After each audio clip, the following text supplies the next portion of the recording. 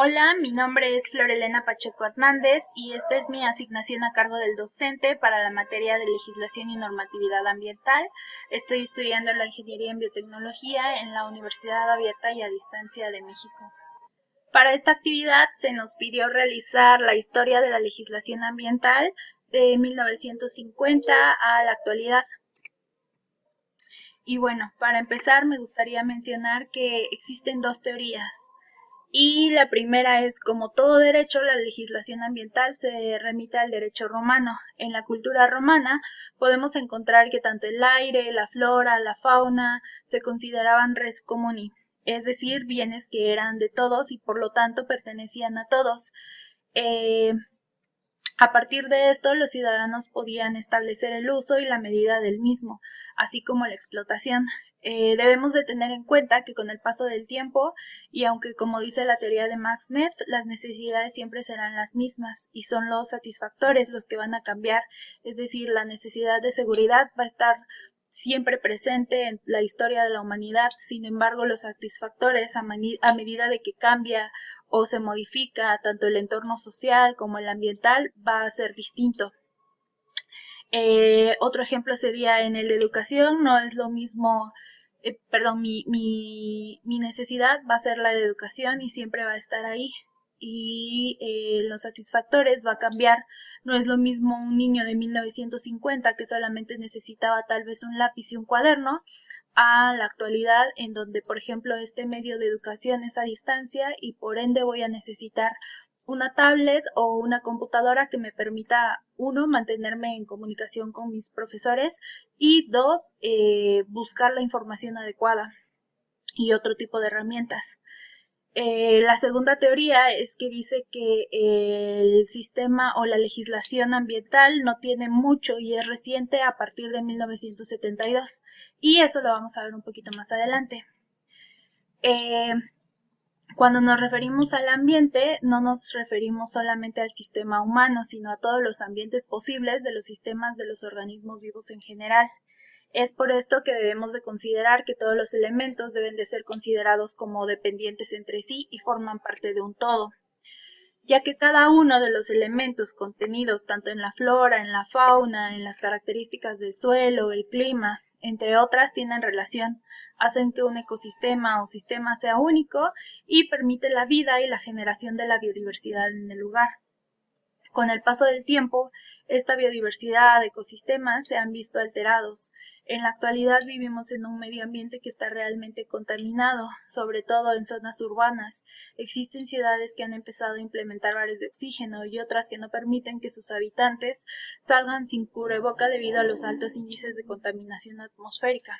Y es que en las últimas noticias, como se nos pidió checar también el cambio climático y entre otras cosas, uno de los reportajes que pude leer es que en New Delhi o Nueva Delhi se ha empezado a implementar un bar de oxígeno, es decir, como los altos niveles de contaminación atmosférica hacen que el aire tenga partículas sólidas, entre otras partículas y emisión de gases que no hacen que tenga un nivel de oxígeno adecuado la población.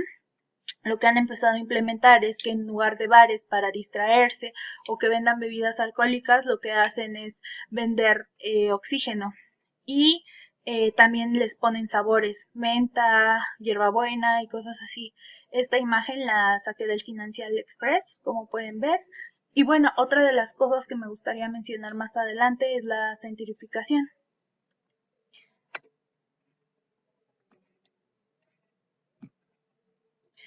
Para describir el problema, bueno, en legislación ambiental sería hablar muy largo y extenso porque es tratar de no centrarnos o centrarnos, mejor dicho, en cada uno.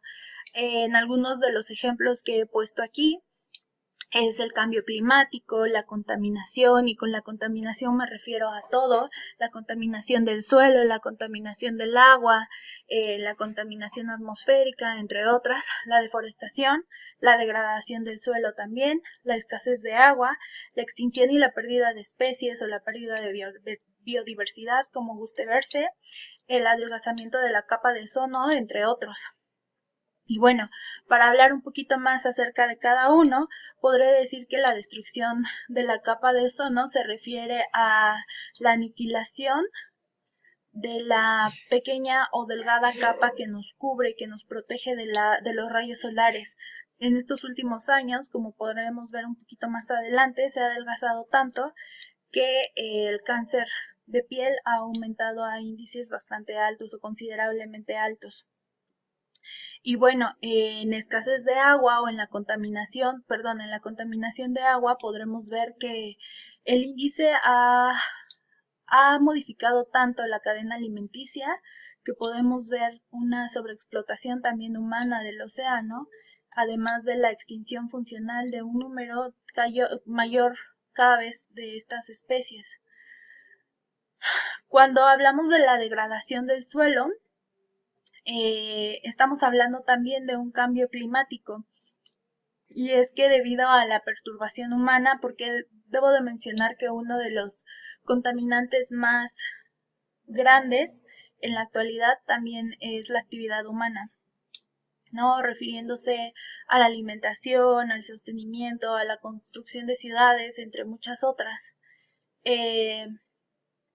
Y la actividad humana también ha favorecido a que la extinción y la pérdida de especies se lleve a cabo, porque con la expansión de ciudades y la construcción, pues lo que hacemos cada vez más es abarcar terrenos que se ocuparían en otra instancia, o bueno, no se ocuparían, sino que le pertenecen a otro tipo de biodiversidad, sí, de otro tipo de sistema, ¿no? Los animales se han visto obligados a mudarse o a salir o a tener que convivir en ciudades. Lamentablemente no estamos totalmente capacitados para convivir con ellos y siempre los vemos como una amenaza, terminando ya sea en cacería o pones veneno cerca de tu casa, ¿no?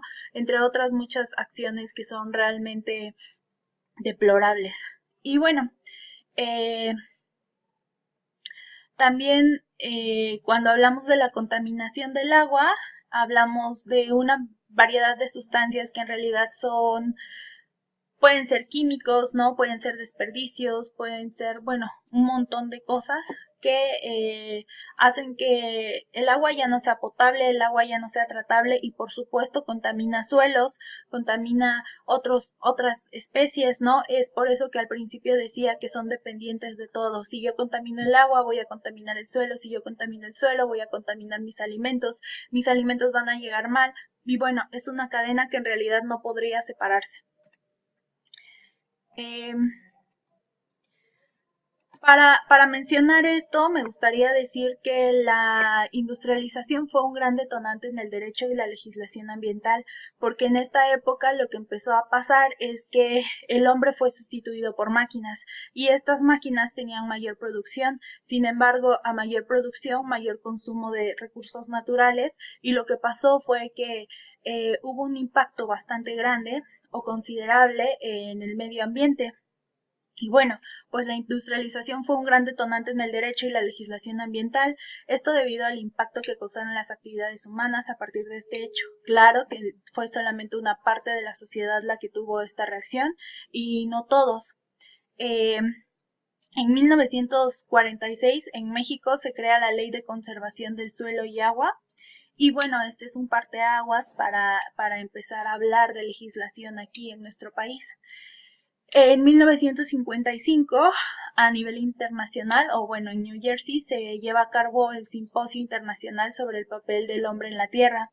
Y aquí debemos de recordar que la Segunda Guerra Mundial estaba terminando, ¿no? Era muy reciente y aparte del genocidio, también podríamos hablar del impacto ambiental que tuvo esta guerra y además recordemos que la industrialización no tenía mucho. En 1968, la Conferencia sobre el Medio Humano ante el Consejo Económico y Social lanzan un primer intento por tratar los problemas sociales y ambientales de manera coordinada. En 1970 se promulga la ley para prevenir y combatir la contaminación ambiental. Esto es en México, todavía no se aprobaba, pero ya se promulgaba. En 1971 se reúnen en Nueva York, Praga y Ginebra con el fin de seguir tratando las problemáticas socioeconómicas y ambientales de los países reunidos. Es decir, estos países ya estaban considerando su consumo y su producción de dióxido de carbono, porque estos países son y siempre han sido industrializados, entonces siempre han tenido una mayor emisión de gases de efecto invernadero. En 1972 se celebró la Conferencia de las Naciones Unidas sobre el Medio Ambiente, también conocida como el Derecho de Estocolmo. En esta conferencia se menciona que el hombre tiene un derecho fundamental a la igualdad y a condiciones de vida satisfactorias en un ambiente cuya calidad de vida le permita vivir con dignidad y bienestar, y por lo tanto tiene el deber solemne de proteger y mejorar el medio ambiente de las generaciones presentes y futuras. Aquí, como podemos ver, ya no solamente se tomaba en cuenta el presente, sino que ya había empezaba a haber una concientización acerca del futuro, de las generaciones que tenían y que no iban a tener ciertos recursos si ellos seguían consumiendo de la manera que seguían consumiendo. En 1972, en México también se aprueba la Ley Federal para prevenir y combatir la contaminación ambiental. En 1980, seguimos en México, se lanza el Programa Integral de Saneamiento Ambiental. Este estudia las funciones de 3 órganos: el Consejo de Salubridad, la Comisión Intersectorial de Saneamiento Ambiental y la Subsecretaría de Mejoramiento del Ambiente, dependiente de la Secretaría de Salubridad y Asistencia Pública. Se publica en el Diario Oficial en ese mismo año la Ley Federal de Protección al Medio Ambiente. Y aquí, cuando hablamos de 1987, es la primera vez que en la historia que aparece la palabra sostenible. Esto sucede en el informe de Brundtland y es Our Common Future, y este documento tomó aproximadamente 3 años en realizarse. Una de las premisas que menciona es el desarrollo que satisface las necesidades actuales de las personas sin comprometer la capacidad de las futuras generaciones. Este informe fue entregado por la Comisión Mundial del Medio Ambiente y del Desarrollo. En 1990 se aprueba el Convenio de Viena y se acuerda la protección de la capa de ozono. Recordemos que en el 86 había 3 países que se habían reunido a platicar acerca de los gases de efecto invernadero. En 1993, la ley minera de nuestro país, las personas que se benefician que toda aquella persona que se beneficie con minerales o sustancias a la aplicación están sujetos a las disposiciones generales, normas, técnicas, especificaciones aplicables a esta industria para el equilibrio ecológico y la protección al medio ambiente. Es decir, la ley minera se crea y entra en vigor en nuestro país. En 1998 se aprueba la Ley General del Equilibrio Ecológico y la Protección al Medio Ambiente, que en realidad está encargada de dirigir y manifestar todo aquello que tiene que ver con el medio ambiente. También en ese mismo año se modifican o se reforman los artículos 4 y 25 de nuestra Constitución Política de los Estados Unidos Mexicanos. El primero dice que la garantía de toda persona es tener un derecho a un medio ambiente adecuado para su desarrollo y bienestar, mientras que el artículo 25 se modifica y dice que se incorpora el concepto de